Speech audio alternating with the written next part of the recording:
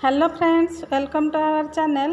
आज आम छात उपर कंटेनर रे किपरि धनिया गछ लगेबा से विषय जानिबा। ए जो गछ देखुचंते याको मु सेप्टेम्बर मासरे लगैथिली। घरे किपरि ऑर्गेनिक उपाय रे बहुत कम दिन रे आम धनिया चाष कर परिबा आज मु आपण मानक सहित शेयर करिवि। एहीपरि भल धनिया गछ पई हमको मार्केट रु मंजी आनिया पड़िबो। भल मंजी आनिले भल गछ होई थाए। यही धनिया मंजी गुड़िक किणिकी आनिला बेले गोटा गोटा थाए। ताकू बतुरेवा पूर्वर प्रथमे फाड़ करने। तापर देखंतु मैं धनिया मंजी गुड़िक 12 घंटा पाई पानी रे बतुरे देइथिली। एबे आमे ए धनिया मंजी गुड़िक गोटे चाहा छणा रे छाणी नबा। एहीपरि 12 घंटा पर्यंत बतुरे देला परे आमे ताकू प्रथमे गजा करि नबा। गजा करिबा द्वारा गछ गुड़िक बहुत जल्दी बाहरी आसी थाए। आमे एहीपरि 2टी टिश्यू पेपर को नहीं जिबा आ मझिरे एही धनिया मंजी गुड़िक देई चारिपटु एहीपरि फोल्ड कर नबा।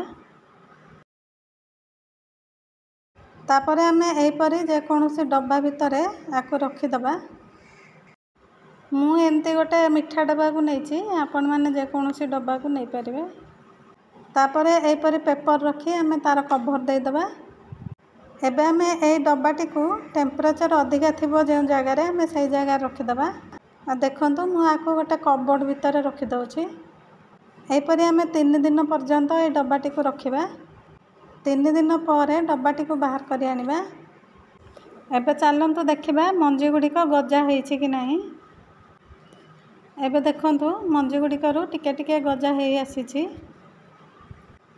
एतिकी गजा हेले मध्य आमे जदि लगे दउछे ताले बहुत जल्दी एथिरु गछ बाहरी आसीबो। जे माने मते सपोर्ट करछंती सेमान को बहुत बहुत धन्यवाद। आ जे माने मो चैनल ले नुआ अछंती प्लीज मो वीडियो को लाइक और सब्सक्राइब करंतु। एबे चलंतु ए धनिया मंजी गुड़ी को बुणीबा पई माटी प्रस्तुत करि नबा। सेथि पई देखंतु मु गोटे डाला परिका चौड़ा जागा नेछि। धनिया मेथी पालंग को एहीपरि कम हाइट रो चौड़ा जगार लगेले बहुत भल होई थाए। सेथि पई हमको वेल ड्रेन माटी प्रस्तुत करबा को पड़थाए। आमे गार्डन सॉइल कंपोस्ट आ बाली को समान परिमाण रे नेकी भल भाव रे मिसाई दबा। बाली जगार आपण माने कोकोपीट मध्ये नै परिबे आ किछि फंगिसाइड पाउडर को मध्ये मिसाई नबा। पानी गुडी को ड्रेन आउट होबा पई डालार तळ भाग रे प्रथमे भल भाव रे होल करि नेबे। तापरे किछि सुखिला पत्र को दे दबा। तापरे माटी गुडी को फिल अप कर नबा। तापरे आमे ए माटी उपरे मंजी गुडी को एहीपरि बुणी नबा। ए मंजी गुडी को बुणीला बेले आमे पूरा पूरी पतला रे गोटी गोटी करी बुणीबा।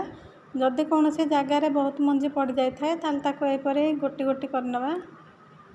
एबे देखंतु हमर मंजी गुडी को बुणा सर जायछि।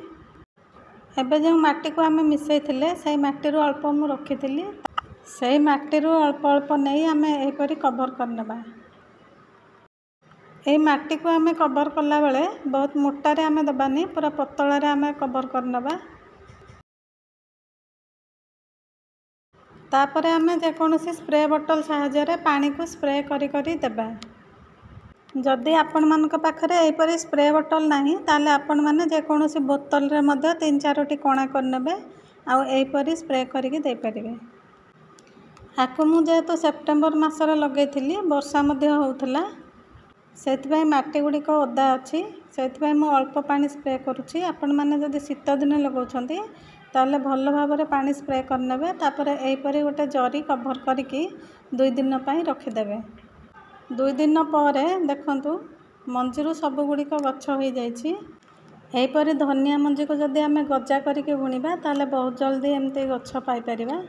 जदि मंजी गुड़िक गजा न करी आमे डायरेक्ट बुणुचे ताले एतिकी साइज रा गछ होला बेलको 8-10 दिन लागिबो। एबे जेहेतु भल भाव शीत पड़ी नाही सेथिपई याको 4-5 घंटा खरा आसुथबा जगार रखिबा। आ 20 दिन पर देखंतु धनिया गछ गुड़िक ए साइज रा हो जाइछि। एथिरे अधा गछ नाही आपण माने देखुचंती। आकु जेहेतु मु सेप्टेम्बर मासरे लगैथिली वर्षा चलीथिला, मु आको छात उपरे आजबेस्ट तळे रखि दिए 2-4 घंटा खरा आसुथबा जगार। वर्षा हला बेले घर को नहीं जाए। रातिरे ताको घर को नहीं नथिली, जोरे वर्षा हेबा जोगु पानी पड़ी अधा गछ एथरो नष्ट हो जाइछि। आ जतिकी गछ अछि ଆଉ କିଛି ଦିନ ଗଲା ପରେ ମୁଁ ତାକୁ ବଡ଼ ବଡ଼ ସାଇଜ୍ର ହୋଇଗଲେ ନେଇଯିବି। ଆପଣମାନେ ଏହି ପ୍ରଣାଳୀରେ ବର୍ଷା ଦିନେ ମଧ୍ୟ ଏହି ଧନିଆ ଗଛକୁ ଲଗାଇ ପାରିବେ।